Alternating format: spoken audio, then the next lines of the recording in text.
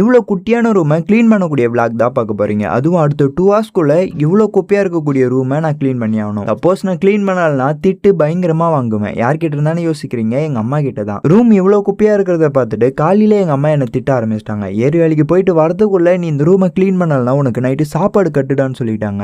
நமக்கு சோறு முக்கியம், இதுதான் சாக்குன்னு சொல்லிட்டு நானும் ரொம்ப மாசமா க்ளீன் பண்ணாம இருந்தேன். என் ரூமை க்ளீன் பண்ண ஸ்டார்ட் பண்ணிட்டேன். க்ளீன் பண்ண ஆரம்பிக்கும் போது தான் தெரியுது நான் இவ்வளோ குப்பையில இவ்வளோ நாள் இருந்திருக்கேன். ஒரு வழியா என் ரூம்ல இருந்த குப்பை எல்லாத்தையுமே க்ளீன் பண்ணி முடிச்சுட்டேன். அதுக்கப்புறம் இந்த மணி பிளான்ட் தான் சேஞ்ச் பண்ணணும். ஆனா நான் வளர்க்குற மணி பிளான்ட் மட்டும் எதுக்காக இந்த மாதிரி காஞ்சி போகுதுன்னே தெரியல. ஆனா நான் தண்ணியுமே அதிகமா மாத்துறேன். ஆனாலும் நான் வளர்க்கக்கூடிய மணி பிளான்ட் பாத்தீங்கன்னா இந்த மாதிரி காஞ்சி போயிடுது. எனக்கு மட்டும்தான் இந்த பாட்டில் வைக்கக்கூடிய மணி பிளான்ட் காஞ்சி போதா இல்ல உங்களுக்கும் அப்படிதானு சொல்லிட்டு மறக்காம கமெண்ட் பாக்ஸ்ல கமெண்ட் பண்ணுங்க. அண்ட் கூடவே இதுக்கு ஏதாவது சொல்யூஷன் இருந்தாலும் சொல்லுங்க, நான் தெரிஞ்சுக்கிறேன். அதுக்கப்புறம் ஒரு வழியா பாட்டில இருந்த தண்ணி எல்லாத்தையுமே கொட்டிட்டு புது பிளான்ட்டுமே பாட்டில போட்டு வச்சுட்டு எடுத்துட்டு வந்து என் ரூம்ல மாத்திட்டேன். ஃபைனலா ரூம் பார்க்கும்போது இவ்வளோ குப்பையா இருந்த ரூம் இந்த மாதிரி தான் இருந்தது. நாளைக்கு வேற ஒரு vlogல உங்களை வந்து சந்திக்கிறேன். பாய்.